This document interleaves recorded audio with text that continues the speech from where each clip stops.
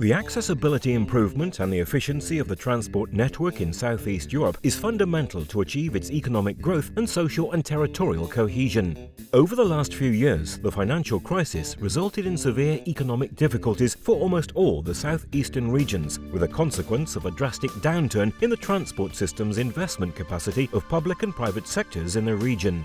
Both the international institutions and national governments tried to respond to the crisis from the institutional, political and financial level, but the lack of an enhanced coordination between stakeholders still hampers the strong network effect able to contribute to solve the economic crisis. The limited public resources caused by the debt-fueled crisis seem to undermine the already planned investments on the big-scale projects, while the urgent small-scale interventions are lagging behind.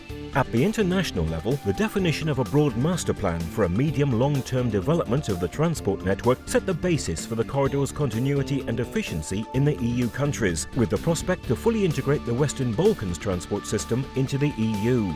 At the same time, negotiations for the contents definition of the Western Balkans Transport Treaty seem to be on the right track for a rapid conclusion.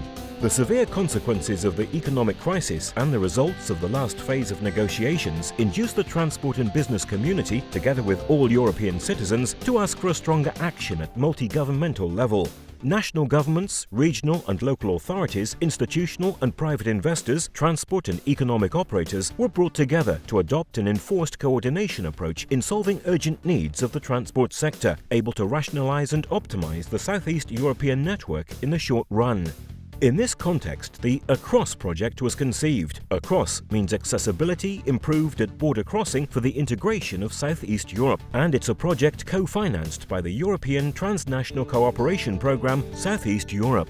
It involves 28 partners, associated and observer institutions, mainly public bodies such as ministries and regional authorities, universities, chambers of commerce and sector operators coming from 11 EU and non-EU countries.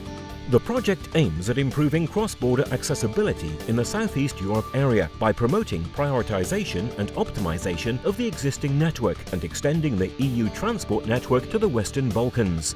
In particular, the project tackles specific problems such as the insufficient inoperability and affirmation of the freight rail transport, high transit time, long processing times at rail border crossing points, the different customs services and burdensome administrative procedures. For this reason, three main objectives have been targeted. 1. To contribute to the extension of the TEN-T network and optimize the existing Southeast Europe network implementation.